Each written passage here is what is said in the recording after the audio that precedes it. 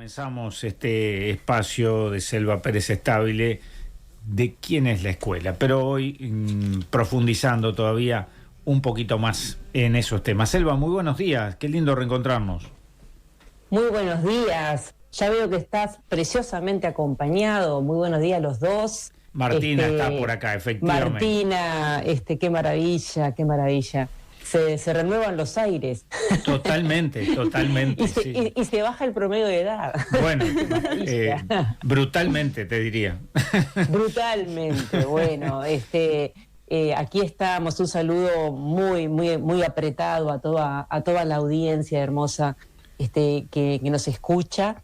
Y obviamente que no podía dejar de lado hoy, 24 de septiembre, a 2 días de haber celebrado el Día del Maestro y de la Maestra, que fíjate que es un día que se celebra desde el año 1936 por un decreto que en su momento hizo el existente, el Consejo de Educación del Consejo de Educación Primaria y Normal en este momento, sí. Y no podía dejar pasar esta fecha para honrar esta profesión y para hacer llegar a todos y todas los profesionales que se dedican a esta tarea, que es mucho más que un trabajo en este momento. Y empezaba con esta canción que es de Mauricio Ubal, compositor uruguayo, porque además es de una maravillosa profundidad, como él lo plantea, incluso en algunas de las presentaciones él habla antes de cantar esta canción y dice que especialmente la dedica pensando en sus maestros y sus maestras, en quienes lo guiaron a él, y habla de esas huellas ineludibles que quedaron en su infancia, y especialmente de los valores que sus maestras y maestros marcaron en su camino, y que indudablemente a cada uno de nosotros nos mueve y nos evoca a pensar qué maestra o qué maestro nos dejó sus huellas y por qué. Yo generaba 3 interrogantes que me salían así como naturalmente al pensar esta columna. Decía, bueno, ¿qué significa la figura del maestro en la sociedad y qué significa para cada uno de nosotros y nosotras, ¿no?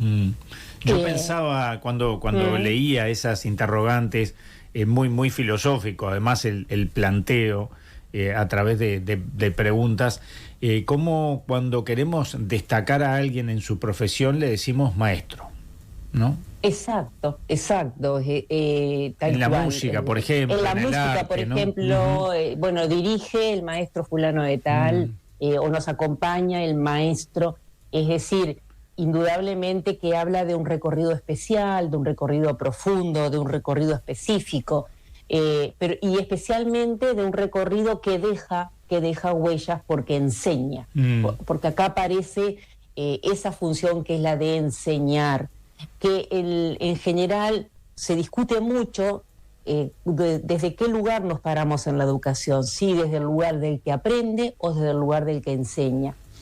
A lo largo de mi carrera yo llegué a la conclusión de que hay que pararse en el proceso y hay que pensar que uno tiene que enseñar de acuerdo a cómo aprende el otro. Ahí está la unión de los dos extremos.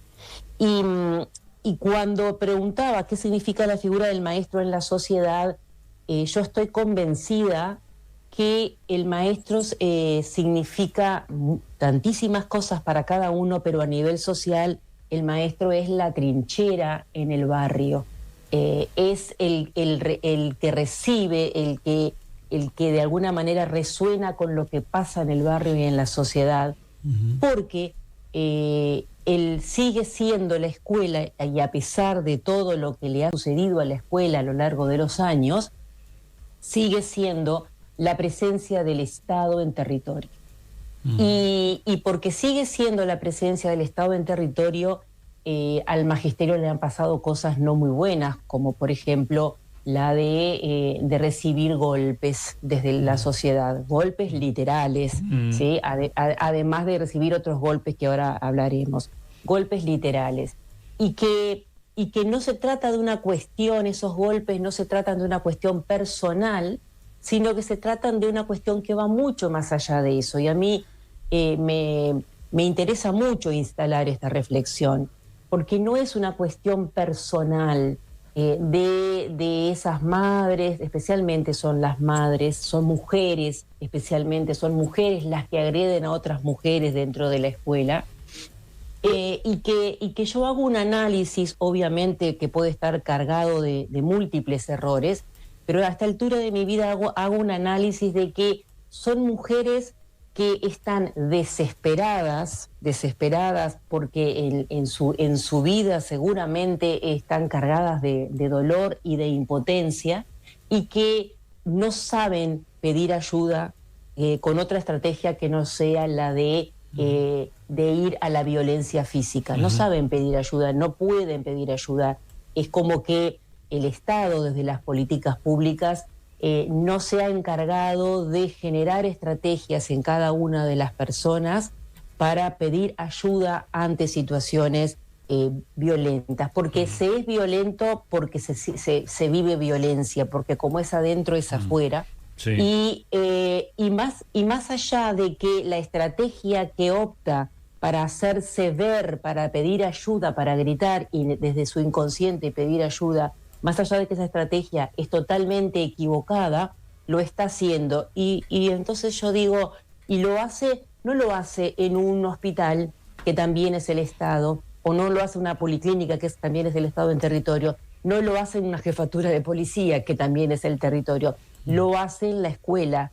Entonces, totalmente, de una forma totalmente indirecta, está reconociendo que aún la escuela tiene un sentido para ella. Parece medio loco y rebuscado esto que estoy diciendo, y ojalá sea lo más clara posible que quisiera hacer para que para que quede clara la idea. Queda clarísimo, es en el ámbito en el que puede tener una repercusión. Es en el ámbito en el cual aún ella siente que hay repercusión y hay respuesta, ¿sí? Y entonces, a partir de ese análisis, de qué manera la sociedad toda deberíamos irnos posicionando, ¿sí? Y deberíamos ir ayudando a revertir esa situación, apoyándonos en que aún hoy, y más allá de las respuestas que recibe la escuela, los maestros y las maestras, aún hoy esa figura es reconocida como una salida, como un escape, como una posibilidad a ser escuchado, a ser contenido, a ser amado, a ser incluido en nuestra sociedad. Porque además, la segunda interrogante que yo me hacía era, ¿quién es responsable de que ese rol de maestro, maestra, encierre dignidad y respeto? Y acá la responsabilidad está repartida entre todos los que conformamos la sociedad. Hay una responsabilidad hacia adentro del magisterio, que implica seguir formándose, que implica seguir revisándose, que implica unirse para dialogar, unirse para conversar, unirse para hacer cuerpo, como me gusta establecer a mí, para hacer cuerpo y enfrentar y abordar lo que nos pasa, pero con una conciencia colectiva, que también implica seguir luchando por tener ese carácter universitario, que no es por tenerlo, sino que es por lograr una formación que realmente nos ayude, especialmente en el plano de la investigación, a elaborar estrategias intelectuales que nos ayuden a investigar, a preguntarnos los porqué de las cosas que nos suceden, que nos ayuden a separarnos del objeto a estudiar, como es nuestras propias prácticas, para poder revisarnos, y que va muy lejos de medidas chabacanas como se han tomado en este gobierno para darle el carácter universitario con una prueba de lengua y matemática. Va muy lejos de eso. Y por otro lado, la responsabilidad del afuera, es decir, cómo hablan los actores sociales, culturales, políticos de la sociedad, cómo se refieren al magisterio y a la escuela, qué lugar le dan, ustedes, los medios de comunicación, a la escuela, qué lugar le ocupan los maestros y las maestras en la construcción de esta sociedad. A ver, ningún candidato a presidencia de la República ha dicho quién va a ser el que va a dirigir la educación de su país. Porque, y no lo dicen porque el pueblo no lo reclama para votar, ¿sí? Sí dicen quién va a ser el encargado del Ministerio de Economía, ¿sí? Porque eso es lo que está instituido y es porque la sociedad reclama. Entonces, ¿qué va a pasar con lo económico? Y entonces nos podemos preguntar, pero no decimos que la educación es fundamental, pero no decimos que sin educación y sin un bagaje cultural y educativo los pueblos no pueden avanzar, pero no decimos, como decía Varela, que la educación es la locomotora del pueblo. Y sin embargo no estamos reclamando desde la sociedad cómo va a estar conformado el equipo que va a dirigir la educación de nuestro país.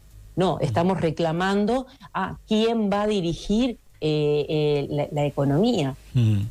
A lo que voy es, ni una cosa es más importante que la otra, pero con este análisis que es concreto, simplemente pongo a consideración de la audiencia para que hablemos de cómo nosotros somos también responsables de determinar y de marcar por dónde va el proceso, por dónde van los destinos, y qué es lo que nos importa primero, ¿sí?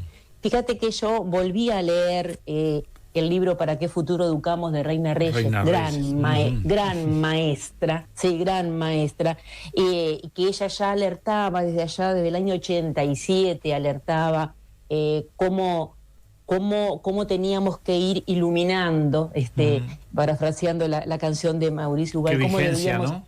Qué vigencia, cómo deberíamos ir iluminando a la sociedad y a los pueblos para poder advertirles del peligro que causa lo que nos puede alienar en relación al uso de los medios de comunicación sin una conciencia crítica, sin el acompañamiento de una conciencia crítica para poder ver y entender y comprender los mensajes y los estímulos que nos llegan y para poder mantener esa conciencia. Y ella ya decía, la organización económica que mantiene a gran parte de la sociedad sin posibilidades educativas para la reflexión y la creación, es también la que mantiene en manos de pocos la llamada industria cultural que actúa para condicionamiento de los más.